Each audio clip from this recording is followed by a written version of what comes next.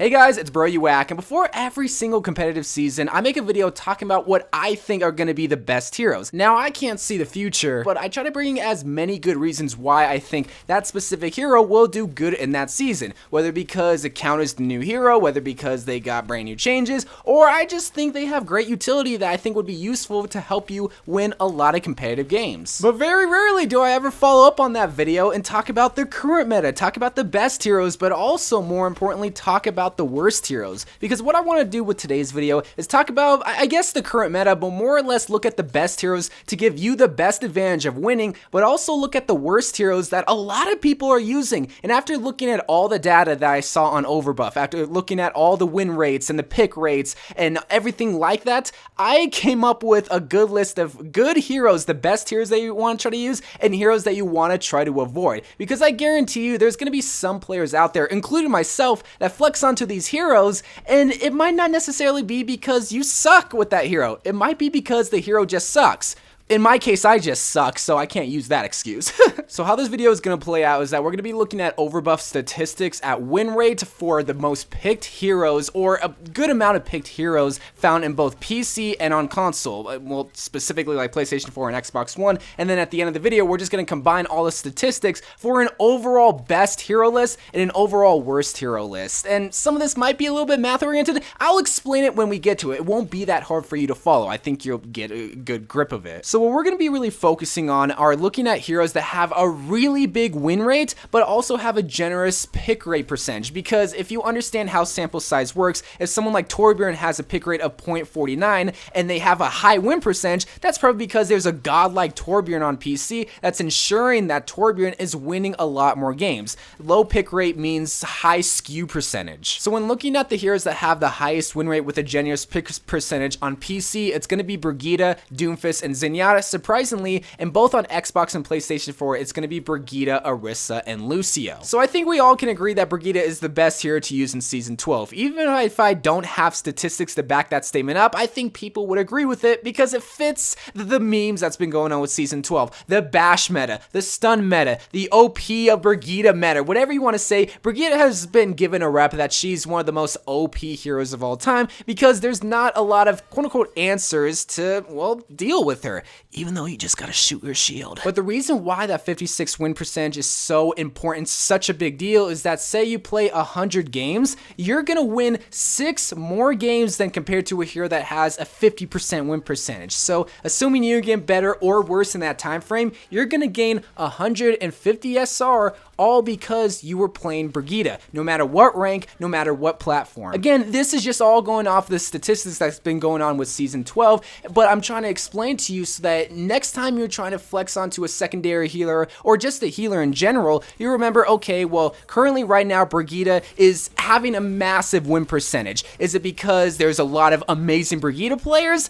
Not necessarily. It's because of how Brigitte is built and why she's fitting so well with the current meta. And that's how a meta is built. Not because players are god tier with that hero, but just because there aren't a lot of answers to that hero when compared to other heroes like a Zenyatta, a Lucio, or a Mercy. They're all great options, but Brigitte is a much better option based on the win rate percentage and also based on what she brings to the table in a competitive game. But the next thing I want to move on to is what is the best DPS to use for Season 12. And this is interesting because it's in favor of Doomfist, mainly only on PC. It's not really picked so much on PlayStation and Xbox Live, but if you look at the statistics, there aren't a lot of other DPS players besides Torbjorn and Symmetra that have that high win percentage. But once again, it makes sense that Doomfist is one of the best heroes to use in Season 12. Why? He fits into the bash meta, he fits into the stun meta, his fist, his ability to move out throughout the map. There aren't a lot of answers to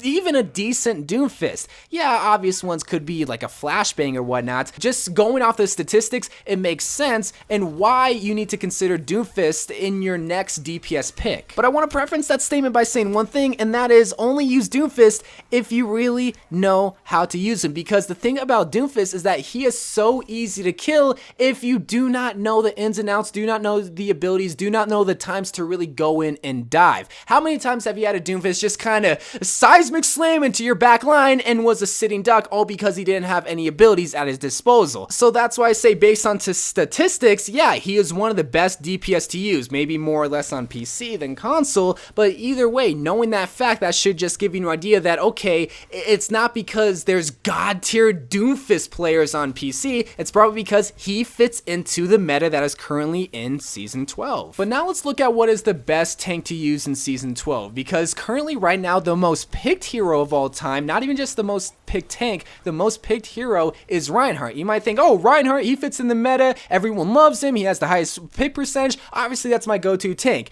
And you'd be safe to assume that. I'm not going to say Reinhardt's the worst tank to use because he doesn't have the highest win percentage, especially on console, but Reinhardt is a safe pick. He fits into the meta pretty well. But at least on console, surprisingly compared to PC, Orisa has a bigger win percentage with a decent sized pick rate. So does that mean Orisa should be used in every single game, especially on console? Not necessarily, but it's a hero that, again, really can counter that bash meta. While there are heroes that really work with the bash meta, you also have to think about heroes that counter the bash meta, can counter the Doomfist, can counter the Brigitte, the McCree, so on and so forth. And Orisa does that phenomenally. The only downside is that you can't move with your shield, but you can at least fortify with Orisa. So both Orisa and Reinhardt are fantastic tank picks to use in Season 12. But now let's look at what are the worst heroes to use across all three platforms. And I was pleasantly surprised by this because on PC, above the 2% pick weight, the worst winning heroes of all time is Winston, Roadhog, and Mercy. Where on console, it is completely different, even on both PlayStation and Xbox Live, because the worst winning heroes above the 2% win percentile is Winston once again, Ana, and Roadhog. And on Xbox, again, above the 2% win percentage, it's Winston, Ana, and Mercy, followed by Pharah right after, in case you cared. This is the reason why I want to make this video, because Ana as a hero is one of the most popular picks on all three platforms throughout Season 12. Does that guarantee you to do better in your competitive games? On all three platforms, no, and especially on console, it actually hinders your chance of winning. Now again, I'm not saying that if you're an Ana player, I want you to stop, because if you're climbing, if you're getting GM in top 500, keep doing your thing, bro, because people are still winning competitive games. But obviously on console, if you're picking Ana, you have a better chance of losing than of winning. If you play 100 games, you're going to be losing statistically 3 games total, 75 SR, because you're simply just picking Ana. This is assuming that you're not the greatest or worst Ana, but again, it's just, this is why statistics is so hard to teach. I hope you understand. But I'm getting ahead of myself. Let's go in order like I did for what is the best heroes to use. So the worst hero to use in all of Season 12 based on statistics is Winston. People are going to be wondering, well, what about Summer? She's the worst and the least winning hero on PC. Well, if you understand skewing data, you would know why I'm not putting Summer in that list. Winston, he's picked a hefty amount and he's the second lowest or even first lowest on all three platforms. And why is that?